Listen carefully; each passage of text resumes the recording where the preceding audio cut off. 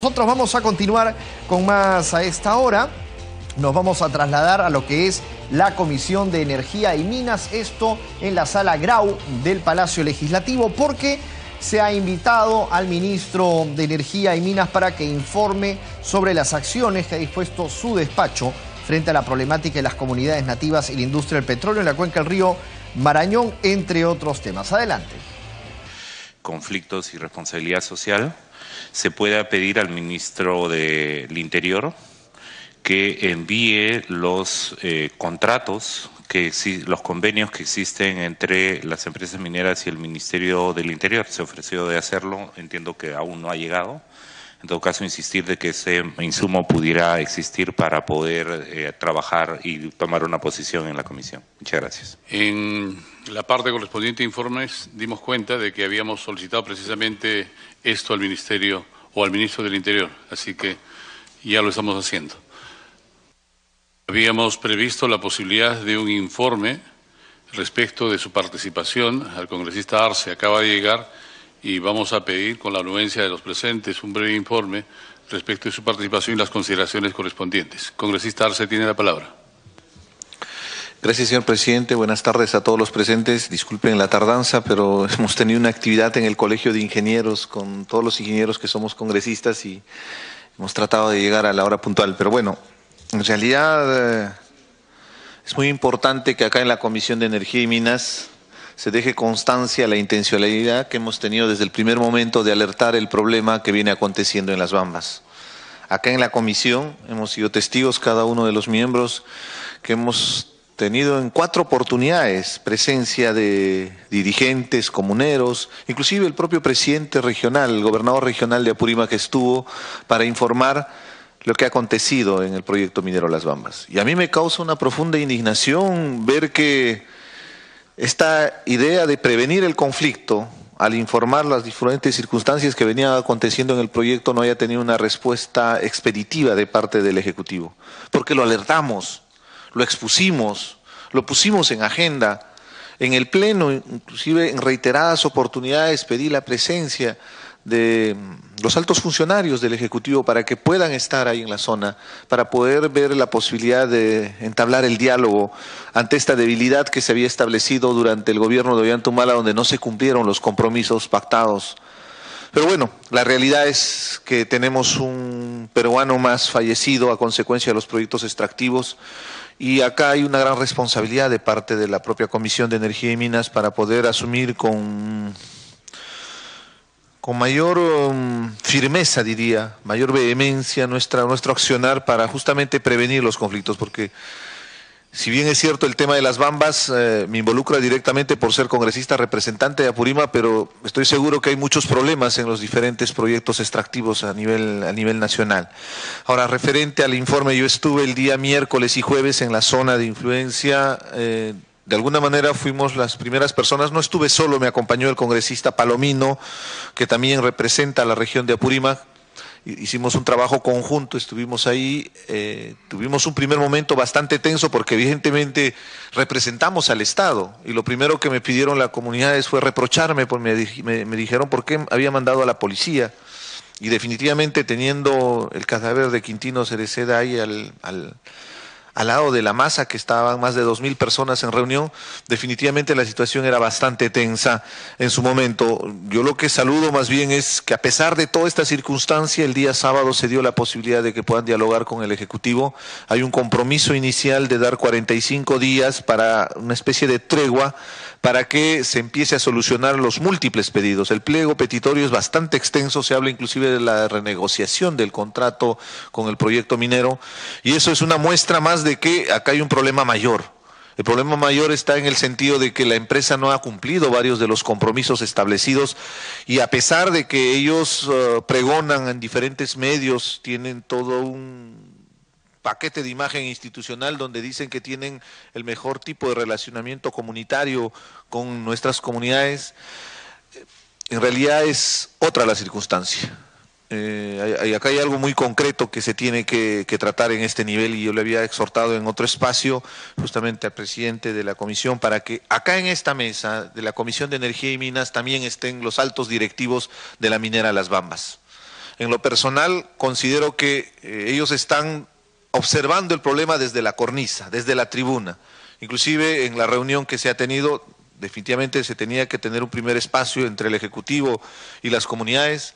La empresa minera se ha circunscrito a simples comunicados de prensa. Acá en esta Comisión de Energía y Minas tenemos que preguntarles a los señores directivos de la empresa minera sobre los diferentes problemas, sobre esa relación con la policía, por ejemplo, a qué tipo de relación tienen. Hemos sido testigos en el reportaje de Cuarto Poder, el gerente legal que entrevistaron de la empresa minera mencionaba que todas las empresas, no solamente nosotros, hay varias empresas que tienen acuerdos privados con la policía. Esto es realmente grave. La policía está para brindar la seguridad de todos los ciudadanos sin ningún tipo de discriminación.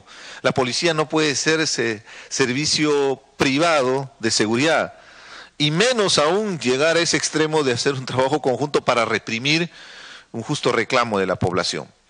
Yo lo que pediría y aprovecharía el espacio para, como parte del informe de las actividades que se vienen aconteciendo en el proyecto minero Las Bambas, es que consideremos este aspecto muy importante de que en esta mesa estén los altos funcionarios, la gente que toma decisión, si es posible, el CEO de Las Bambas, porque a diferentes instancias y a diferentes niveles de la empresa hay diferentes discursos. Y algo muy concreto, por ejemplo, parte del problema es ese tipo de relacionamiento que ha tenido la empresa con cada una de las comunidades.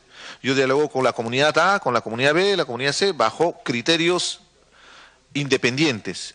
Y ahí hay serios problemas, por ejemplo, en el pago de las tierras. Algunos les han pagado 20 centavos, 30 centavos, 60 centavos, $2.60, en función de el criterio de confidencialidad que supuestamente tiene cada uno de los contratos.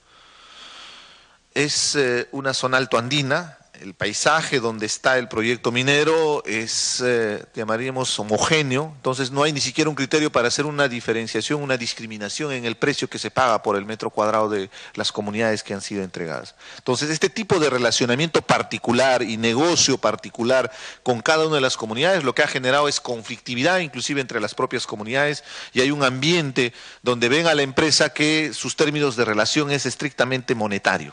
Y eso también es realmente grave porque haya habido un error en la forma de relacionarse con las comunidades. El enfoque intercultural no ha estado de por medio. Se habla mucho de que han brindado infraestructura moderna, hay un nuevo Fuerabamba, hay construcción de viviendas con todas las condiciones que de repente para un mundo occidental es muy cómodo. Pero no han entendido, por ejemplo, que el comunero de Cotabambas como actividad económica tiene la agricultura y el pastoreo, y ellos viven en sus estancias, viven 3 meses en sus estancias, se trasladan a sus estancias, ellos no se van a quedar en un departamento con aire acondicionado, con un sistema de calefacción solar para que estén cómodos en sus casas, ellos tienen que trabajar. Entonces, ahí hay todo un tema intercultural que no se ha desarrollado. Ahora, respecto al Estado, si bien es cierto, se ha dado la tregua de los 45 días y esperamos que no se espere al 45º día para que se emprenda con soluciones. Lo concreto es que durante todo este periodo, y esperamos que actúen con mucha eficiencia, vayan planteando soluciones. El pliego petitorio es bastante amplio, pero hay también una realidad. Las 4 comunidades que están involucradas con el problema, me refiero a las que están en el tramo de Huancuire a Jehuira. Jehuira es la zona donde se tuvo el diálogo, donde se estuvo velándose Quintino Cereceda. En ese tramo hay 4 comunidades involucradas con este problema. Y hay mucha responsabilidad de la empresa. Ellos han tomado la decisión que no van a permitir pasar ningún camión hasta que se solucione, hasta que se plantee una alternativa de solución. Y es algo, yo lo llamaría coherente lo que ellos proponen, porque se ha generado todo un problema. Estuvieron acá acompañándonos, nos expusieron el problema del transporte del mineral.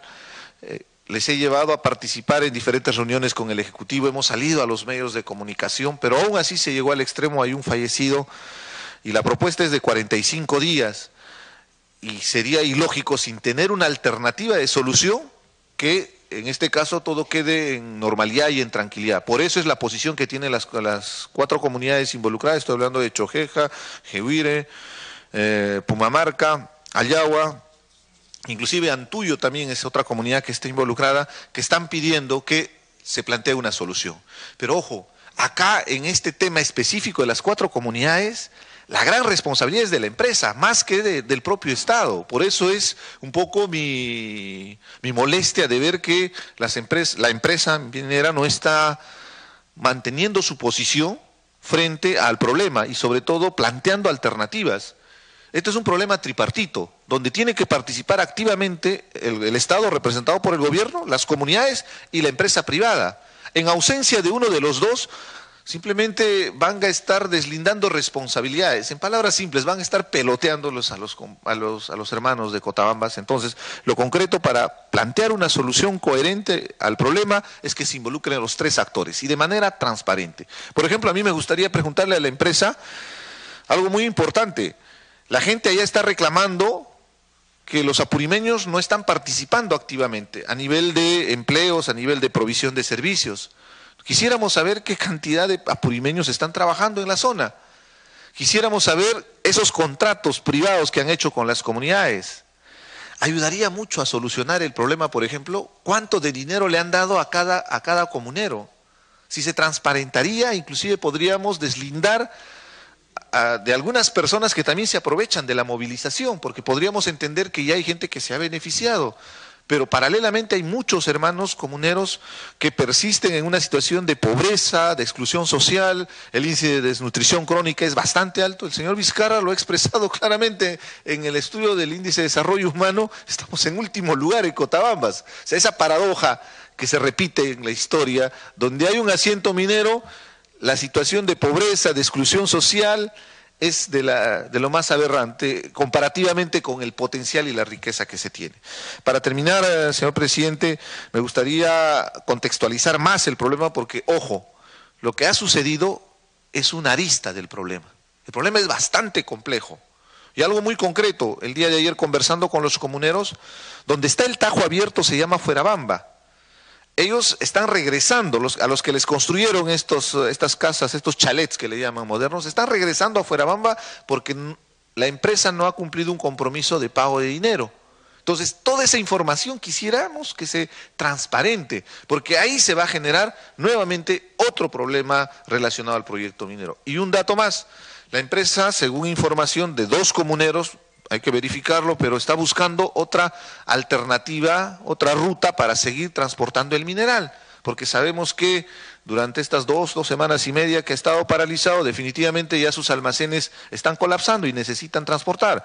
Pero este tipo de acciones sin previa coordinación, lo único que hacen es poner la situación en bastante exposición a nuevos problemas. Lo que buscamos es prevenir el conflicto como lo manifesté el primer día. Acá no hay un tema ideológico, acá no hay un tema de oposición a las inversiones, acá hay un tema de objetividad y la objetividad pasa por el respeto a las comunidades, por exigir altos estándares ambientales y sobre todo que se transparente, que esa relación entre Estado, empresa y las comunidades sea horizontal con la información real de por medio. Eso ayudaría mucho a solucionar el problema que viene aconteciendo en Las Bambas. Muchas gracias, señor presidente. Gracias, congresista Arce. Solo para comentarle que coincidentemente con usted han solicitado, se invite a la empresa igualmente nuestros colegas congresistas de la comisión. Vamos a posibilitar esto para la próxima reunión en que también se ha aprobado, pueda ser invitado el ministro de Transportes y al mismo tiempo vicepresidente de la República para que pueda presentarnos todo este conjunto de políticas y los avances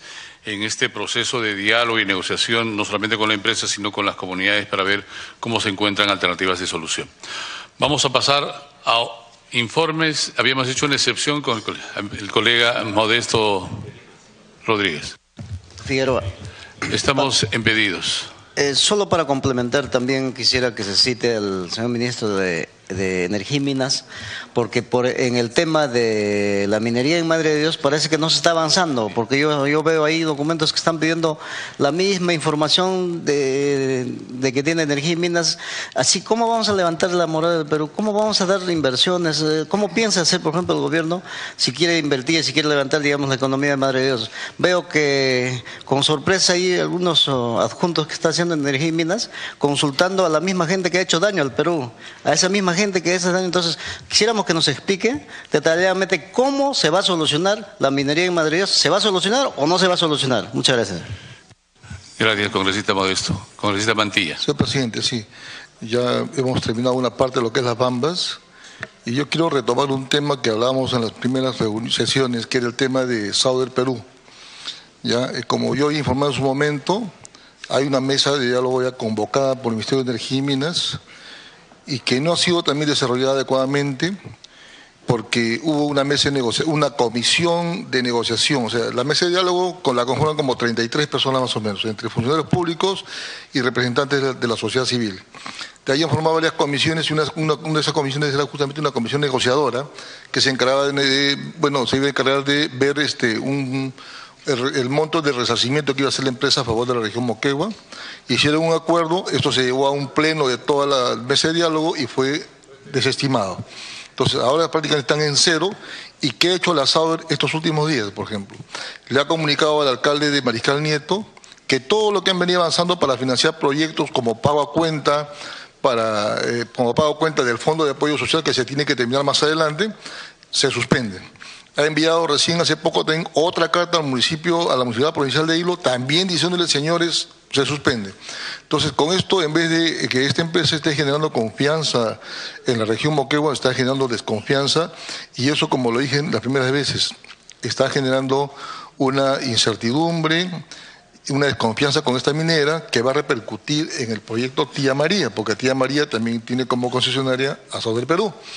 Y si esto sucede con Tía María, esto se va a reflejar en varios proyectos mineros más, porque la gente no va a mirar muy bien a las empresas mineras, como ya viene sucediendo. Entonces, este es un tema, presidente, que yo lo manifesté en las primeras oportunidades, inclusive pedí una sesión descentralizada en Moquegua, porque en esos días había justamente unos paros, tanto en Moquegua, Torata como en Hilo, en contra de la minera Sauder Perú, y no quisiéramos que más adelante se desate un conflicto mayor como el que ha ocurrido en las Bambas con los fallecidos. De repente, Dios no quiera, también pueden haber otros movimientos fuertes en Moquegua y vamos a generar más problemas para las mineras. En ese sentido, a mí me gustaría que se invite, en este caso, también al Ministro de Energía y Minas, para efecto de que establezca cuál es el manejo que están haciendo respecto a esa mesa de diálogo en Moquegua. Y también se invite a los representantes de la empresa Sauder Perú para que informen aquí en esta comisión cuál es el plan o cuáles son las previsiones que ellos tienen como minera respecto a este tema de la mesa de diálogo, ¿no? Porque si bien es cierto que tengo que comunicarles a todos ustedes, en Tacna, por ejemplo, ellos han consolidado con... Colega Mantilla, le ruego precisar porque... Un minuto, ya. En Tacna le dieron 455 millones, en cambio a Moquegua solo le dan 400 por responsabilidad social, y que la región Moquegua no está de acuerdo porque en Moquegua hay dos minas, que es Toquepala y Cuajone, más la fundición de cobre, donde hay mayor daño en la provincia de Hilo. Entonces, creo que es necesario invitar a la empresa Sauder para que aclare o precise cuáles son sus proyecciones sobre responsabilidad social. Y hay varios temas más que deberán ser interrogados aquí en la mesa. Muchas gracias. Gracias, colega Mantilla. El congresista Arana tiene la palabra. Gracias, presidente. Bueno, en primer lugar, expresarle que voy a tener que retirarme porque tenemos junta de portavoces. Estoy en unos minutos, vamos a tener que asistir a ella. En segundo lugar, para recordar, señor presidente, que entre los pedidos que expresé en la visita que hicieron los ministros, una prerrogativa del Congreso era plantearles un pliego interpelatorio, sin que éste haya sido desestimado y estemos haciendo las consultas correspondientes. Según el artículo 85 del reglamento del Congreso de la República, yo quisiera plantear y hacer el pedido a esta comisión, señor presidente, de que según el artículo 85 existe una figura que se llama estación de preguntas y respuestas, por la cual cada uno de los congresistas puede formular una pregunta al gobierno una vez al mes, la misma que será respondida en el Pleno del Congreso por el presidente del Consejo de Ministros, los ministros de Estado, a quienes se dirigen las preguntas, o el ministro de Estado designado por el presidente del Consejo de Ministros para atender la estación de preguntas, y hay todo un procedimiento para lo mismo. A mí no es interpelación, esto es simplemente aquello que nosotros estamos intentando hacer en esta comisión, ¿no? y si quieren vienen, si quieren no vienen, ¿no? Y no sienten el carácter, digamos, importante de escuchar las preocupaciones que han expresado los diversos colegas en sus zonas. Creo que sería muy importante que esta comisión le planteara a la Junta Directiva del Congreso convocar a los ministros, al primer ministro, a la estación de preguntas y respuestas en el Pleno, de tal manera que estas cosas no sirvan solamente para bajar la tensión y nos olvidamos hasta el próximo muerto y si quieren vienen o no vienen a una comisión y que el tema más bien tenga el carácter nacional que el congresista Mantilla ha recordado o el congresista Arce. Ahora ha sido las bambas, pero nada hace prever de que así como está actuando el gobierno no serán los conflictos resueltos y por contrario se puedan extender a otras partes. Ahora mismo en la Amazonía ha vuelto el tema del paro por el tema de los derrames petroleros. Señor presidente, pediría que en la orden del día se pueda acoger el pedido de solicitar a la Junta Directiva una estación de preguntas y respuestas sobre este particular. Muchas gracias, señor presidente. Gracias, congresista Arana. Vamos a tomarlo para tratar el tema y abundar más en el procedimiento correspondiente para implementar su pedido. Pasamos al orden del día y tenemos prevista la exposición sobre la crisis del sector hidrocarburos a cargo de los representantes de la Sociedad Nacional de Minería, Petróleo y Energía y la Sociedad Peruana de Hidrocarburos. Vamos a suspender muy brevemente la sesión para recibir a nuestros invitados, señores Carlos Gálvez Pinillos, presidente de la Sociedad Nacional de Minería, Petróleo y Energía, Francisco Dulanto Swain, vicepresidente de la misma institución y presidente del Comité Sectorial de Hidrocarburos de dicho gremio, así como al señor Ronald Egusquiza, presidente de la Sociedad Peruana de Hidrocarburos.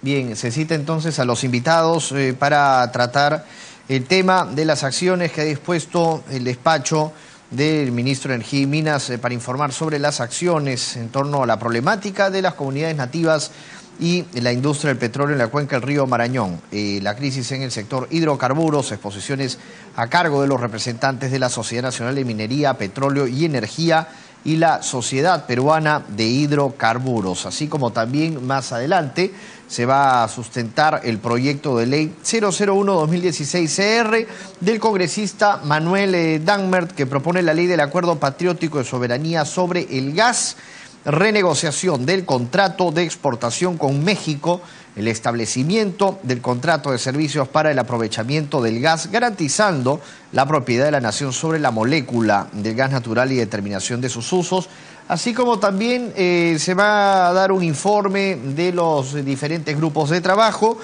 y la propuesta del programa de sesiones y audiencias descentralizadas. Todo eso es lo que se va a ver en esta Comisión de Energía y Minas que se retoma en estos momentos.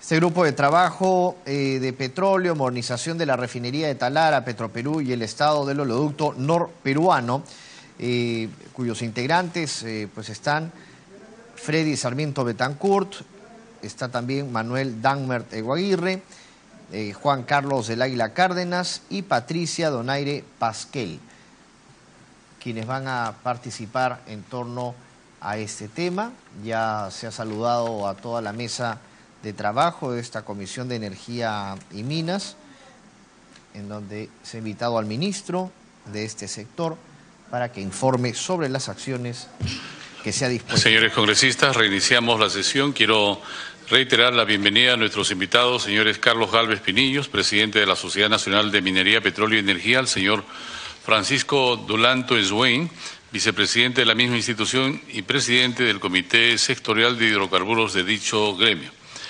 Quiero agradecer su presencia y al mismo tiempo dejar en el uso de la palabra hasta por unos 15 minutos al señor Carlos Gálvez. Buenas tardes, tengan todos ustedes, muy agradecido, señor presidente. Discúlpenme ustedes por la falta de voz, pero trataré de ser lo más breve posible. La siguiente, por favor.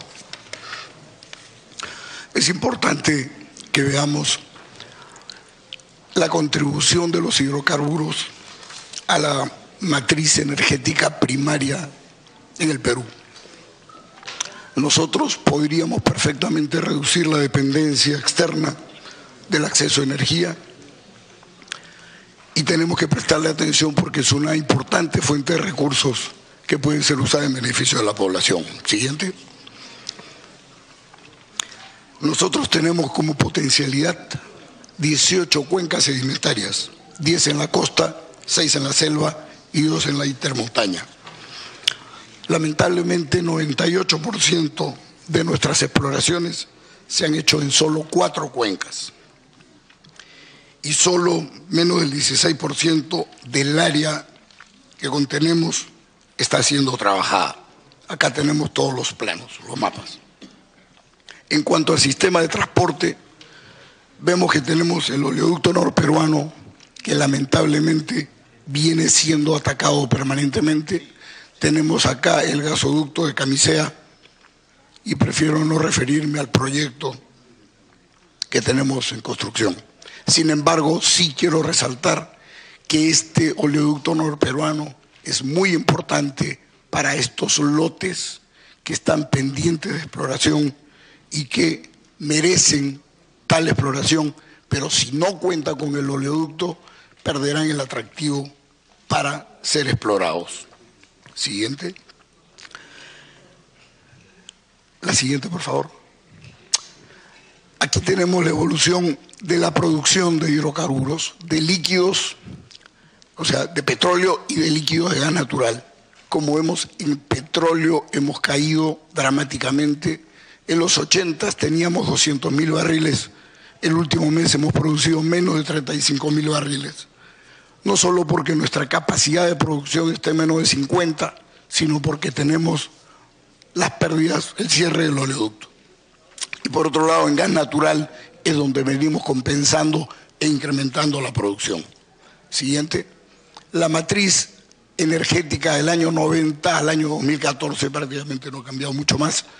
Se ha mejorado de manera importante, reduciendo lo que antes era leña, aumentando lo que es generación de energía, gas natural. Siguiente. En términos de lo que es la balanza comercial de hidrocarburos, aquí tienen el crecimiento de nuestras exportaciones, pero también el crecimiento de las importaciones, con lo cual tenemos un déficit de hidrocarburos importante. Y en cuanto a la balanza comercial de GLP, si no hubiésemos tenido Camisea, miren ustedes el nivel de déficit que hubiéramos tenido. La siguiente. Lo importante es que el 52% de la energía eléctrica ahora es a partir del gas. Siguiente. En el año 90, el 51% de los hogares y los comercios usaban querosene y no se tenía en disponibilidad de GNV, de gas vehicular. Hoy día ya no se usa el querosene, los hogares usan más del 75% gas GLP y por otro lado más de 2 millones de peruanos utilizan y se movilizan a base de gas natural vehicular. Si no hubiésemos contado con Camisea, lamentablemente estos hubieran sido los incrementos de precios de la energía. Siguiente. Las reservas de petróleo probadas han venido siendo, bueno, se redujeron en esta época y ahora están volviendo a reducirse. Las reservas de gas natural se están manteniendo en niveles relativamente altos. Siguiente. Pero el problema y el drama es que los pozos de desarrollo que habían llegado a ser cerca de 450, hoy día están a duras penas 4. Y cuando pasamos a los pozos de exploración, esto prácticamente está paralizado. Siguiente. En cuanto a contratos, aquí vemos en amarillo contratos de exploración que se están cayendo en número. y en verde los de explotación. Importante es que hoy en día, de los 32 contratos vigentes de exploración, 19 están con fuerza mayor. Eso significa que no hay actividad por razones ajenas a la compañía. Y de los de explotación, 25, 9 están con fuerza mayor. Siguiente. La evolución de la inversión también está cayendo de manera dramática. La inversión en explotación es la que subsiste, la que es en exploración es casi nula. Siguiente. Y en cuanto a las contribuciones de regalías, ciertamente se están cayendo por cada vez menos producción y obviamente menores precios. Siguiente. Las transferencias de canon gasífero, canon y sobrecanon petrolero también se están reduciendo por la misma razón. Siguiente. Obviamente ustedes tienen información clara de cómo ha caído el precio del petróleo y en la siguiente tienen ustedes, siguiente por favor, cómo se ha movido el marcador Henry Hub, que era uno de los más altos y hoy día está en los niveles inferiores. Siguiente. Por el crecimiento de la demanda de combustibles, lo más importante, y aquí se tiene claro cómo ha cambiado la estructura, la matriz energética en combustibles, dándole la mayor contribución al gas natural, reduciendo dramáticamente el residual y con un componente importante de líquidos. Siguiente. La capacidad de refinación de petróleo. Tenemos más de 200.000 barriles diarios de capacidad de refinación. Cuando ustedes comparan esto con lo que producimos, menos de 40.000 hoy día, estamos importando petróleo para refinarlo acá. Siguiente. En cuanto a las refinerías, acá tienen el listado. Repito, son 246.000 barriles diarios el total de combustible consumido. Y hay una producción en refinerías local de 170.000 de la capacidad total de 197.000 que hay disponible. Siguiente. Tenemos también un problema con el manejo de legalidad y de robos en combustibles. Y acá tenemos un problema. Ocinermin solo está supervisando el manejo formal. Como todos sabemos, la ilegalidad en el Perú y la informalidad juntas superan el 70% de nuestra actividad. Sin embargo, Ocinermin no está prestando la atención a eso, por mandato de su propia normativa interna. En cuanto a la reducción de producción de petróleo, entre el año 2010 y el año 2015 se ha reducido en 20% y dentro del año 2016 se ha caído en 32%. La cantidad de pozos perforados se redujo en 61% del año 2010 al año 2015. Y lo patético es que en estos momentos y durante el año 2015 tenemos 0 kilómetros de sísmica 3D, que ese es el primer paso para la exploración. Si no hacemos eso, no tenemos nada y lo primero que tenemos que tener en consideración que hay un potencial inexplorado. Quiero también agregar esto que es patético: de los 57 contratos vigentes, 32 de exploración y 25 de explotación, 28 están con fuerza mayor. Y cuando hemos convocado, bueno, aquí está, este es un dato importante, hay 46 contratos que han concluido en los últimos 10 años, 15 de estos en los últimos 2 años. Y desde el año 2013 no se ha podido asignar ningún contrato.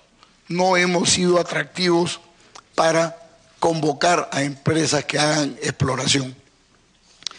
Y por eso es que las reservas probadas de petróleo se están cayendo y las reservas de gas también se están reduciendo. Los retos que tenemos, siguiente, son básicamente retos económicos porque hay menores precios, hay costos de producción crecientes. Recordemos que cuanto menor es la producción y tiene que venir por el mismo oleoducto, el precio, la tarifa de transporte por el oleoducto se vuelve más onerosa. Aparte que el potencial y la mayor parte de producción viene de la selva. Tenemos problemas sociales. Estos problemas sociales se originan precisamente por las intervenciones por mano extraña y sabotaje al oleoducto norperuano. Y no estamos protegiendo.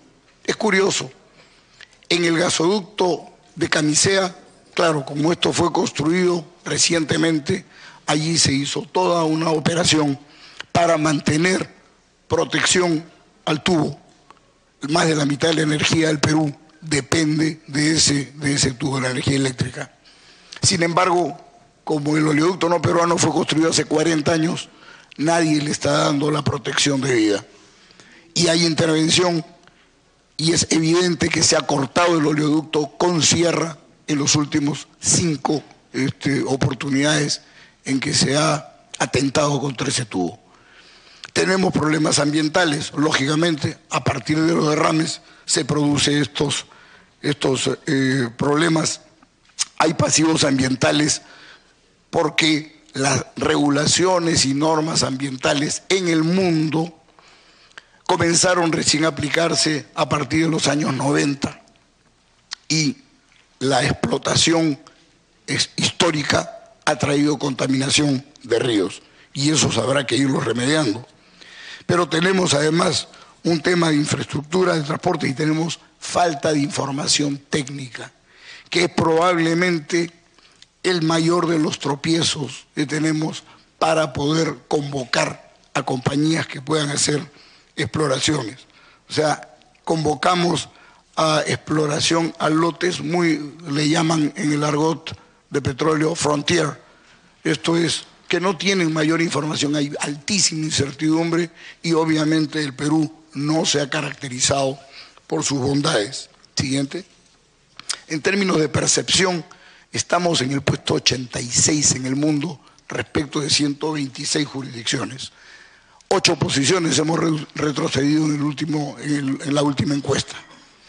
Y en el sector de hidrocarburos a nivel regional estamos en 7º lugar. Siguiente. Fíjense ustedes cómo es de diferente la situación en Colombia. Colombia tenía en los comienzo del año 2000, prácticamente 0 contratos vigentes. Ha incrementado su producción y ha logrado llegar a 1 millón de barriles por día. Y tiene en estos momentos 410 contratos, cuando nosotros tenemos el número insignificante que he mencionado. En términos también del flujo de ingresos, de inversión, extranjera directa, está manejando hoy en día 3.060 millones de dólares.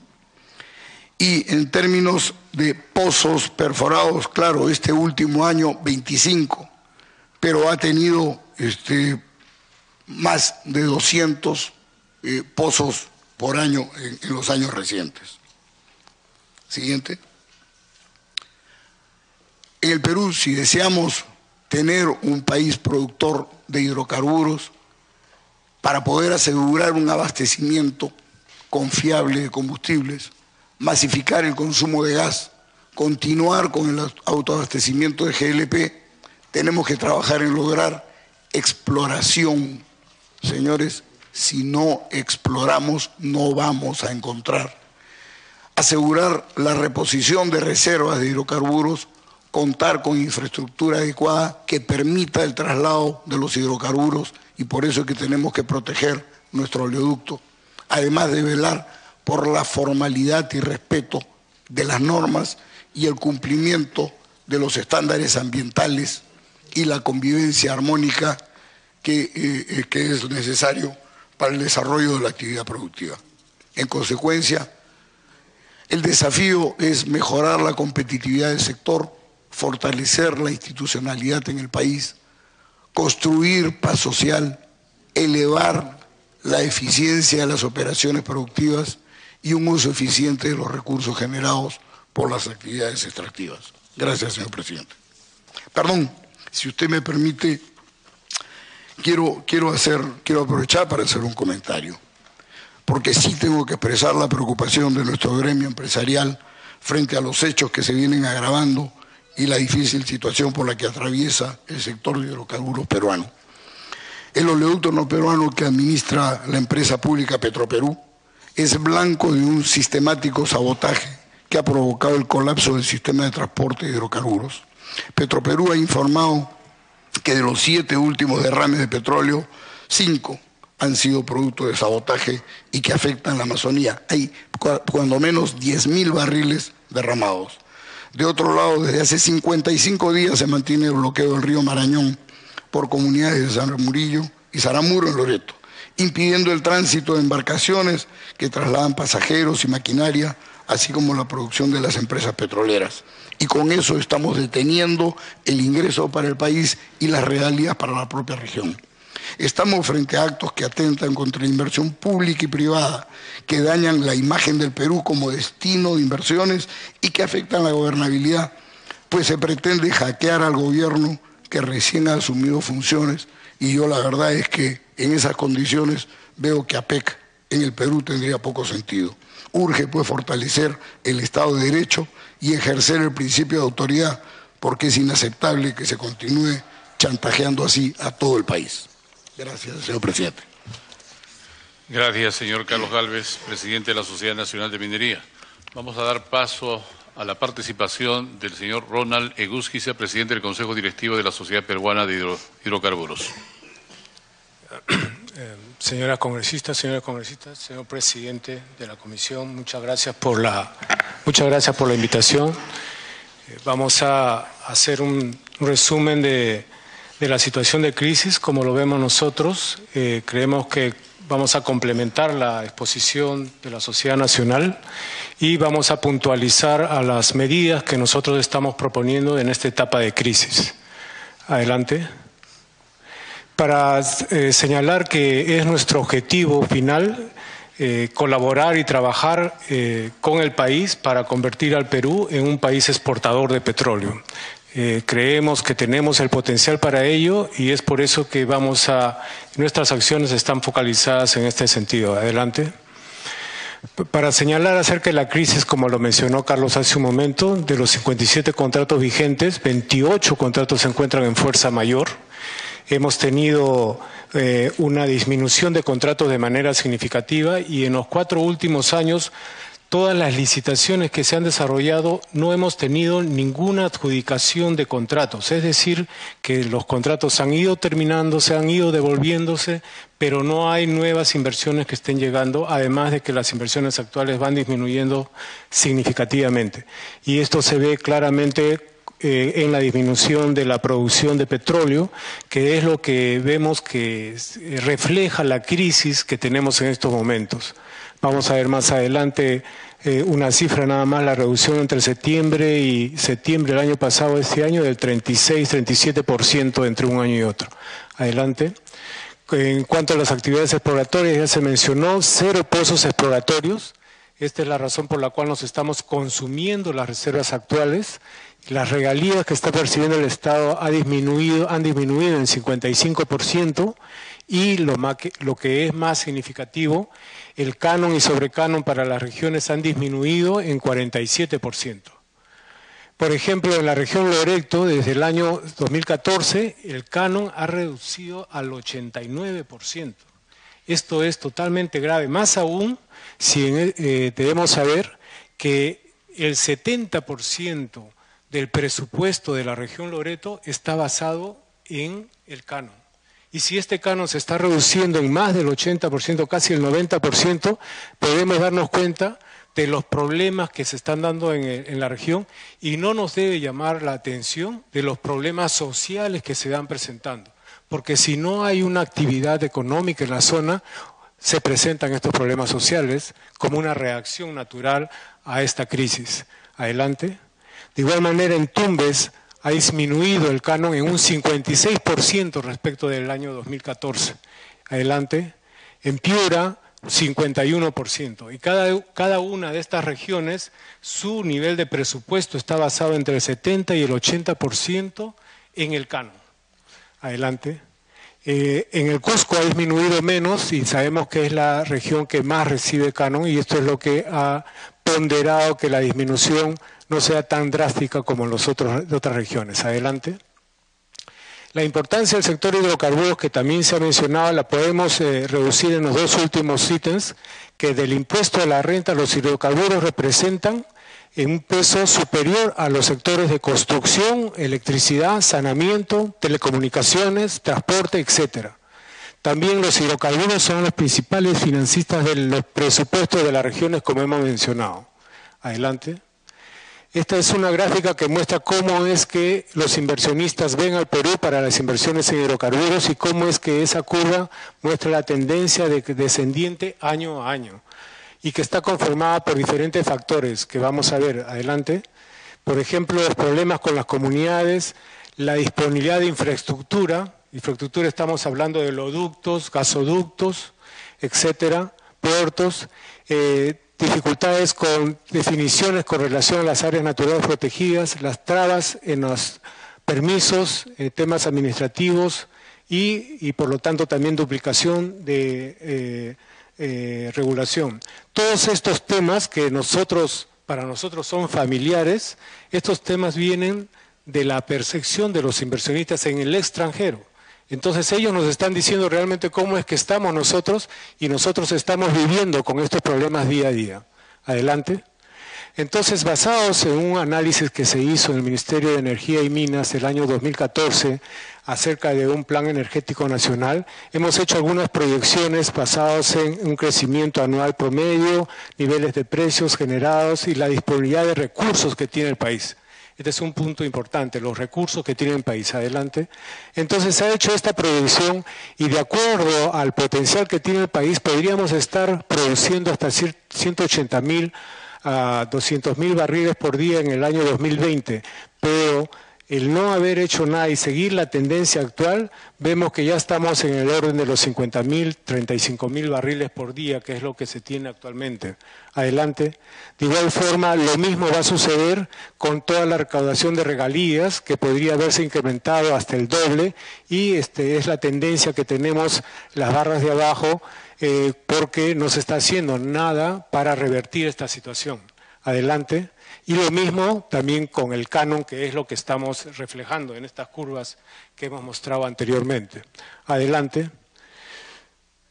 Finalmente, esto se traduce en una balanza comercial. La línea verde presentaría una balanza comercial de hidrocarburos más o menos balanceada si es que ese plan se hubiera desarrollado con las medidas que se requieren para poder reactivar el sector. Pero la línea púrpura muestra cómo es que finalmente estamos llegando nosotros a este nivel de déficit de balanza comercial que va a ir empeorándose cada año. Adelante. Entonces lo que mencionaba es que somos un país que tiene un potencial que no lo tienen otros países, por ejemplo China, Corea, Japón, no tienen un potencial en hidrocarburos, pero nosotros lo tenemos. Ahí tenemos una cifra, esto está basado en el libro de reservas del Ministerio de Energía y Minas del año 2015, que tenemos 9.900 millones de barriles por explorar, barriles de petróleo. Esto es 6 veces toda la producción que ha habido en Talara en toda su historia. Talara ha empezado a producir en los años 1880 y tantos. En toda la historia Talara ha producido 1.500 millones de barriles. Tenemos nosotros el potencial de 9.900 millones de barriles, 6 veces ese potencial de toda la producción que ya se ha dado. Y lo que tenemos que hacer como país es explorar para poder descubrir esos recursos, dónde están y cómo poder utilizarlos para el desarrollo del país. Adelante. Como hemos mencionado, toda esta actividad es posible en base a toda la exploración que no se está haciendo. Adelante. Y todos son los beneficios que también Carlos mencionó hace un momento y que todos somos conscientes. Entonces, para poder avanzar en este tema, adelante, es que nosotros estamos planteando medidas concretas para salir de esta crisis. En primer lugar, creemos que es necesario declarar de interés nacional y necesidad pública la reactivación de la producción y exploración de hidrocarburos en el país. ¿Por qué? porque estamos en esta crisis año a año disminuyendo la actividad, perjudicando a las regiones, teniendo todo ese potencial que está allí y que no se ha hecho nada por revertirlo en los últimos años. Por eso un primer punto que estamos planteando es la creación del Viceministerio de Hidrocarburos que permita liderar todo este cambio de actitud. Estamos en un periodo de cambio para todo lo que es la industria de hidrocarburos. También mencionamos el nuevo rol que debe cumplir Perú Petro, el rol que debe cumplir Petroperú, la reactivación necesaria del oleoducto y una serie de propuestas tributarias. Vamos a explicar un poco cada una de ellas. En primer lugar, la necesidad de declarar de interés nacional toda la reactivación de hidrocarburos en el país por los beneficios a la región, por la cantidad de actividad económica que se desarrolla y por el beneficio a los gobiernos regionales. La necesidad de generar condiciones atractivas para las futuras licitaciones. No hacemos nada, seguir haciendo las licitaciones que hemos hecho los 4 últimos años, que no ha habido ninguna adjudicación al respecto. Adelante. Por ello creemos que este Viceministerio de Hidrocarburos es una necesidad para que el país pueda tener el elemento político que centralice todo este cambio que requiere el país. Adelante. En cuanto a las diferentes medidas que se plantean, consideramos que Perú Petro es clave en esta nueva etapa. Tenemos nosotros actividades en contratos vigentes que tenemos que rescatar inmediatamente y actividades para futuros contratos. En lo que se refiere a contratos vigentes, por ejemplo, el tema de la reducción de regalías en los contratos que tienen en producción. Y esto tiene un doble efecto, les explico. Para los contratos que están en producción y que tienen dificultades para producir más barriles, el disminuir las regalías va a permitir aumentar la producción. Pero la propuesta es hacer que esta disminución de regalías permita convertir esta disminución de regalías en inversiones. Y estas nuevas inversiones también permitirían reactivar nuevamente la actividad. Es decir, es un nuevo beneficio y donde el Estado no se ve perjudicado porque la menor recaudación de regalías se transforman en inversiones. Esta es una propuesta que estamos haciendo, aparte hay en contratos vigentes obligaciones que las compañías debido a la crisis están con dificultades para poder cumplirlas y esto necesitaría una suspensión del plazo del contrato. También una suspensión del plazo del contrato cuando hay modificaciones de los contratos, se está a la espera de la aprobación del decreto supremo por esta modificación y no se aprueba. Han habido contratos que se han devuelto porque esta modificación no salió a tiempo. Adelante.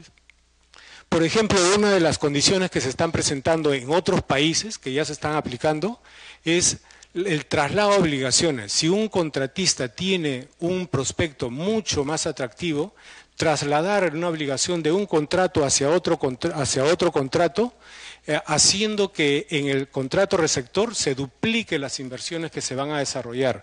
Esto permitiría de manera concreta aumentar la actividad de manera inmediata.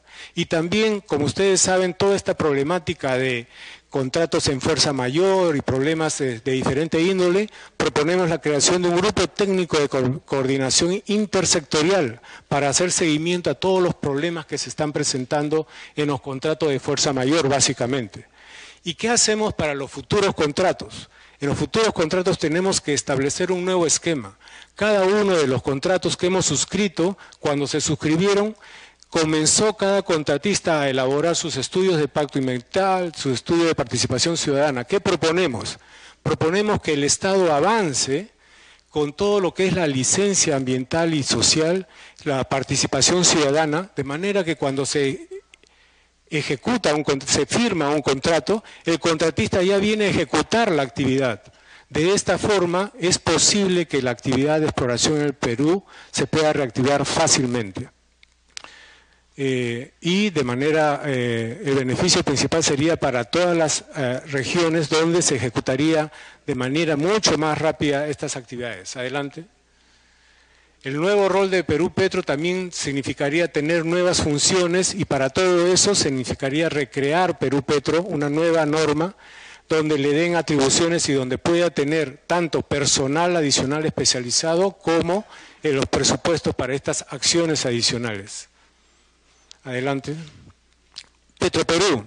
Petroperú es un actor principal en lo que se refiere a la industria de hidrocarburos. Tenemos que establecer cuál es la situación del lote 64 y del lote 192. Nosotros vemos como posibilidad que Petroperú pueda ser llevado por un socio sin que tenga que asumir Petroperú costos durante las etapas de exploración y desarrollo, y que luego, cuando se inicie la etapa de producción, con esos fondos de producción puedan revertir, pagar las inversiones que se tenían que realizar.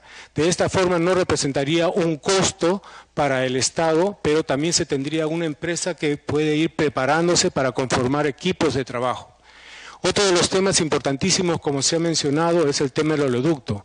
Y el tema del oleoducto hablamos todo el tiempo de cuándo se repara, cómo es que se repara, qué vamos a hacer con el oleoducto. Pero yo quisiera reflexionar y transmitir el mensaje. El principal problema es después, cómo es que vamos a tener una tarifa del oleoducto que sea competitiva, porque si mantenemos una tarifa de 10 a 12 dólares, que es lo último que estaban cobrando, esa tarifa no permitía extraer la producción de la selva y llevarla a la costa.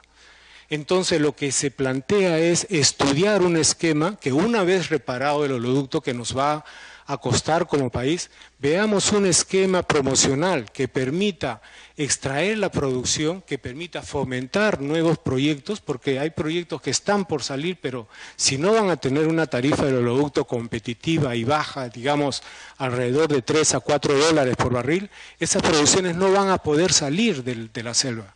Es por eso que tenemos que estudiar una mejor forma de enfocar el tema, no solamente es el tema de la reparación. Y también señalar que todo este esquema tiene que tener, por ejemplo, el cuidado al ambiente, las comunidades.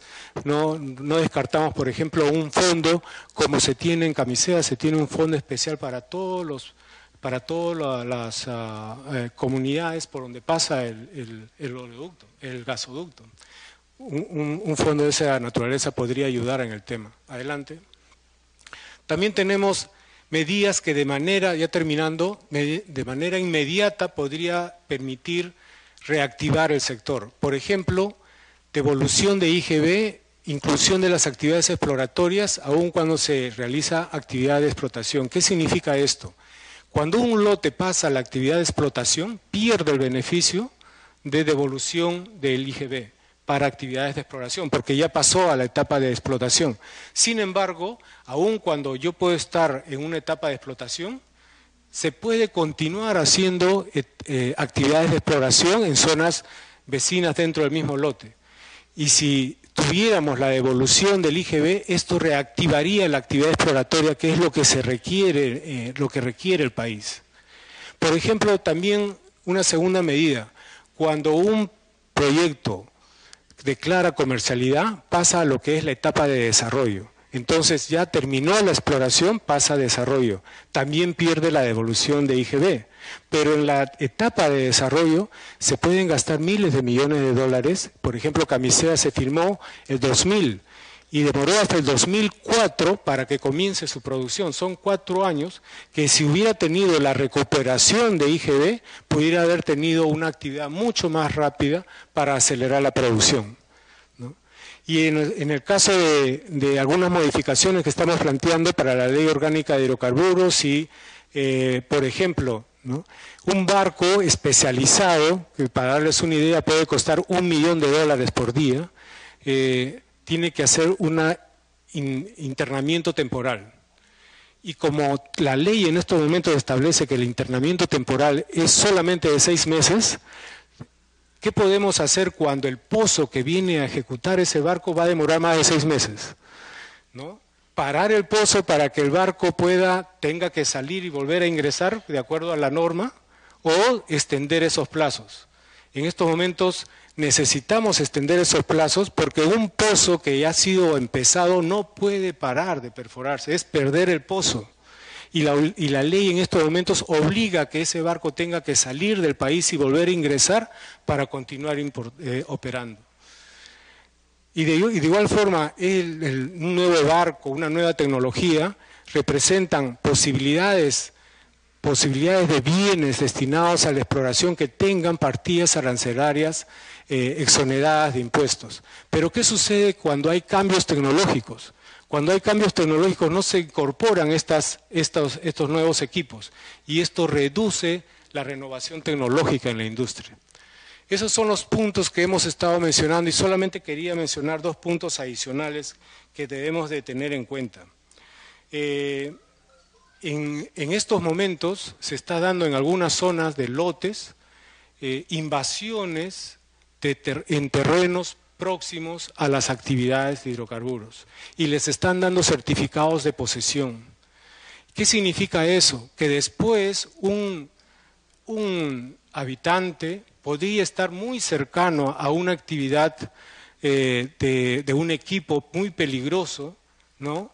Pero que por el hecho de que ya tiene una posesión va a tener actividades cercanas a esos equipos.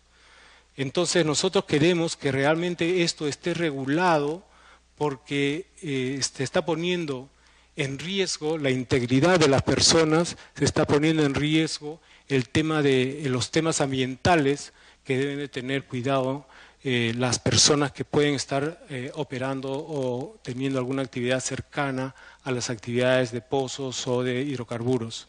Entonces esta es una problemática que se está presentando y finalmente, solo para comentar, todos estos problemas que estamos viendo de rupturas en el oleoducto, nosotros estamos proponiendo una norma, esperamos tener todo el apoyo tanto del Ejecutivo como del Congreso para que se establezca como delito ambiental la irrupción en instalaciones por los problemas que puede ocasionar y por el daño ambiental que se puede causar y se está causando cuando se intervienen las instalaciones con hidrocarburos y que generan derrames.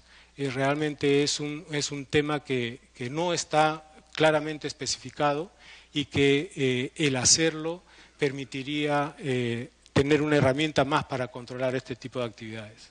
Muchas gracias.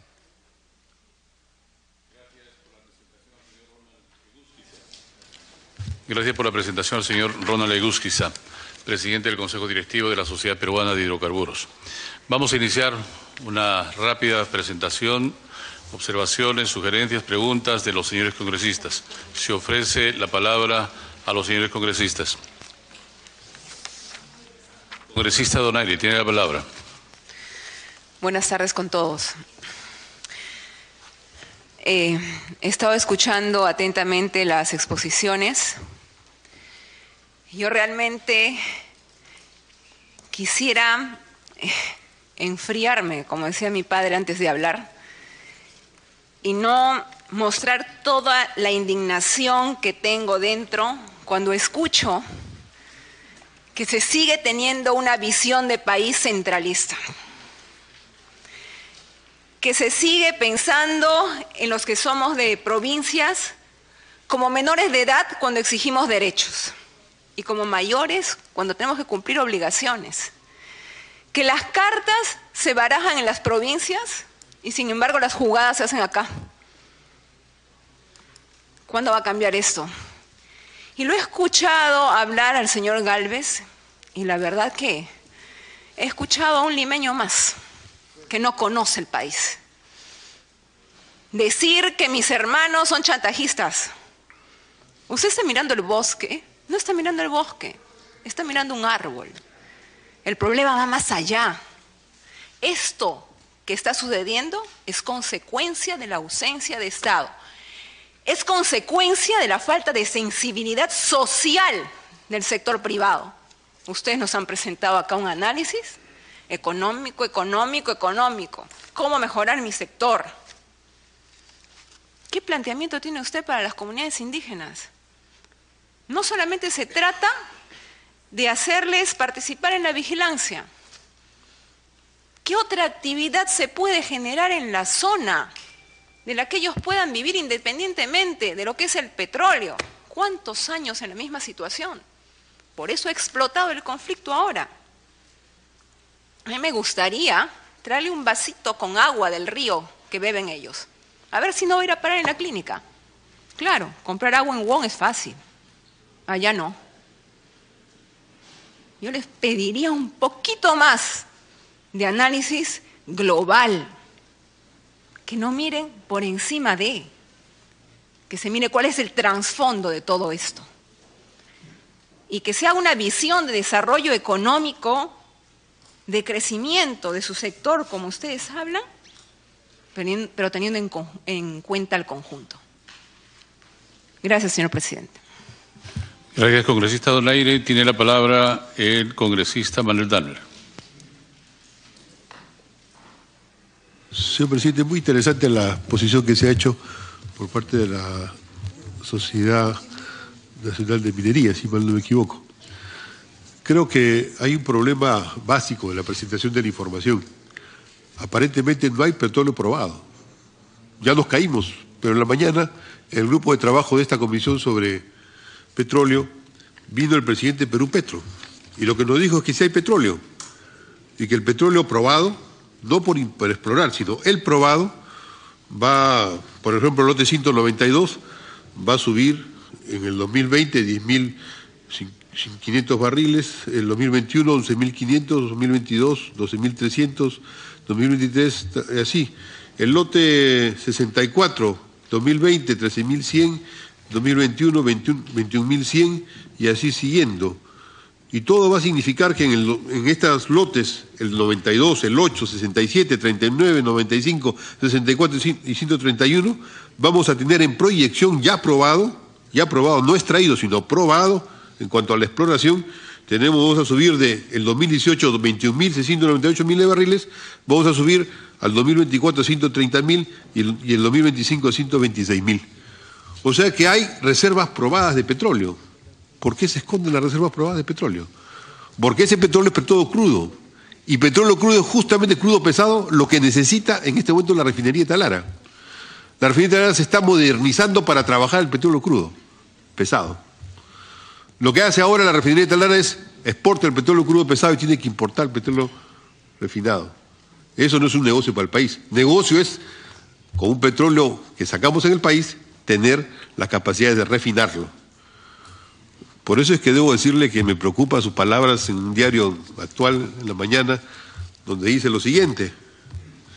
Yo me pregunto por qué este señor y congresista de izquierda, Manuel Dahmer, el único proyecto que no quiere que se investigue es el de Talara. ¿A quién se le ocurre invertir en una refinería por un petróleo que no tiene? Ningún país que se precie de ambientalista va a invertir en una refinería por un petróleo que no tiene, salvo que compre petróleo refinado. Permítame decirle que me agrada conocerlo, pero usted está desinformado. Según el presidente Perú Petro, tenemos el petróleo. ¿Falta más petróleo a explorar? Falta. Pero el petróleo que requiere la refinería en el proyecto de modernización está. Pero además está desinformado porque yo formo parte de la comisión que va a investigar la refinería de Talara. Espero que también vaya a la comisión y podamos intercambiar ideas al respecto. Gracias, congresista. La palabra del congresista Juan Carlos del Águila.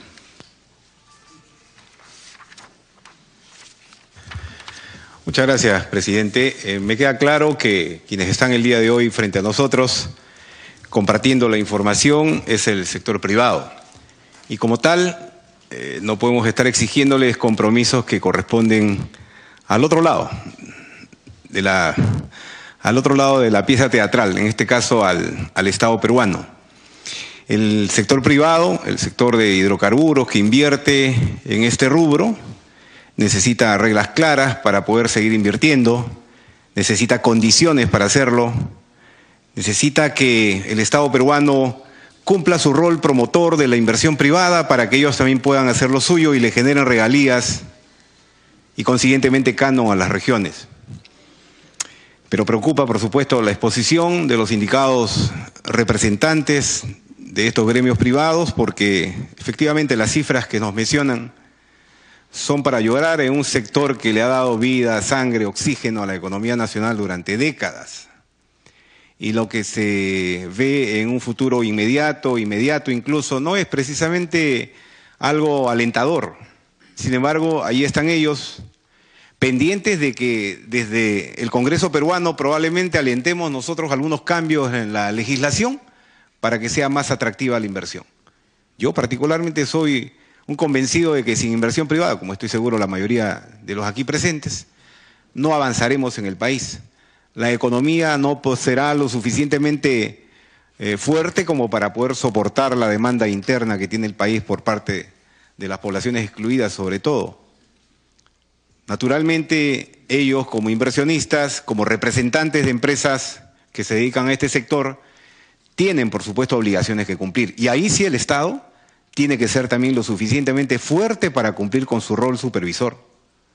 Porque las experiencias de daños ambientales que hasta el día de hoy persisten, sobre todo en la selva norte del país, si bien es cierto, es también, digamos, responsabilidad de las empresas o de la mayoría de las empresas que han operado en la selva norte del país, sobre todo es responsabilidad del Estado, porque el Estado no ha sido o no ha cumplido con su rol supervisor, eficiente, duro, cuando debe ser también para sancionar.